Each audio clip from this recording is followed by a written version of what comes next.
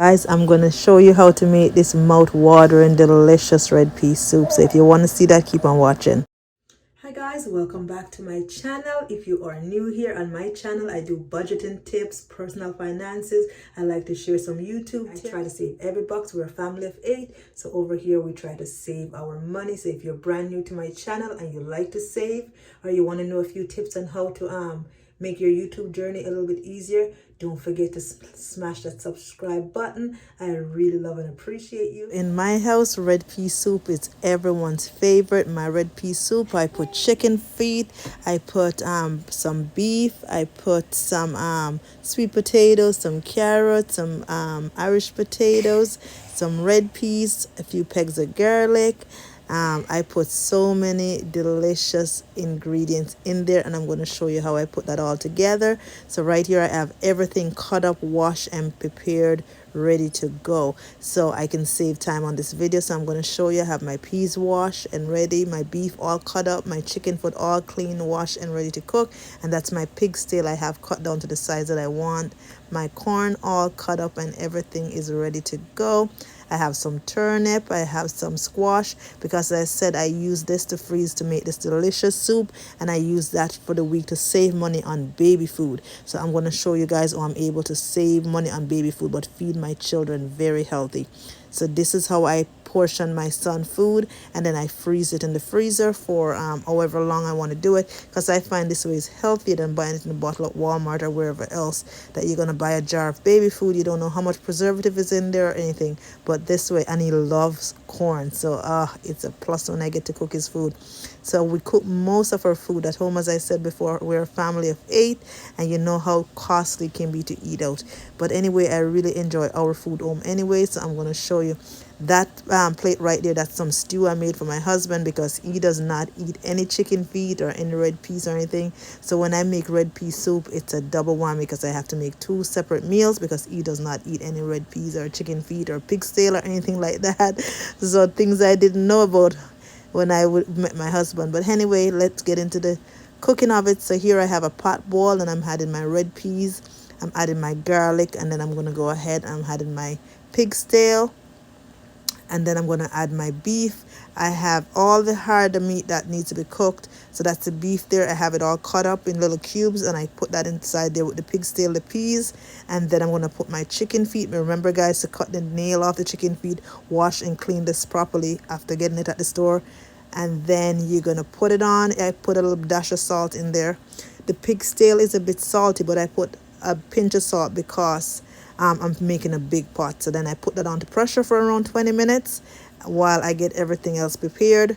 I have my corn there, I got my cock soup out. So here I am checking again 10 minutes later, and it's still not cooked because I have it under pressure. So within 10-15 minutes it's usually, but I wait. The meat is falling apart, but I like when my peas is also falling apart. So I went ahead and made my flour, so my dumplings are all shaped and ready to go.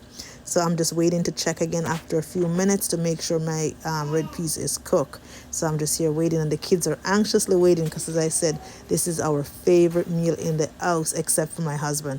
So here I am putting all my turnip in there. I'm putting my squash in.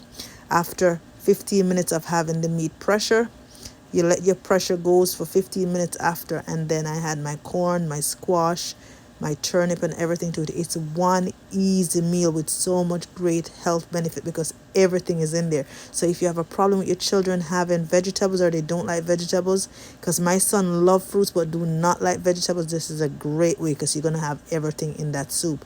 All your carrots and everything is going to melt right in the pot. So here I am adding my potatoes, my sweet potatoes and carrots to the pot. I'm telling you guys, this is a well solid meal. Here's the squash I just tossed in there as well, and then I'm going to leave that for another 10 minutes to cook. So guys, my son is a year-old, and then my older boy, my toddler, is a 4-year-old, and they both love to have a bowl of soup each day.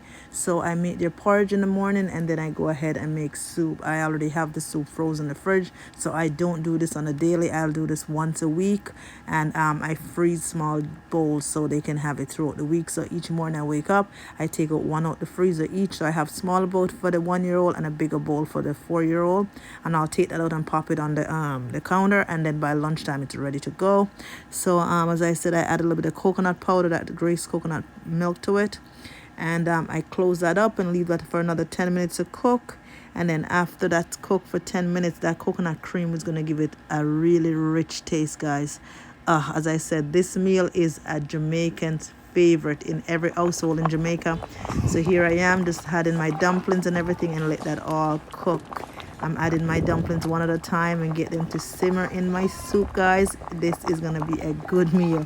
So I usually add probably about a dozen dumplings in there, and it's still not enough. So now I try to make a little bit more.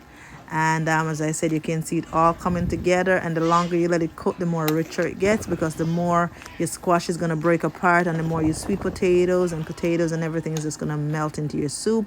So you can see the pot is quite full.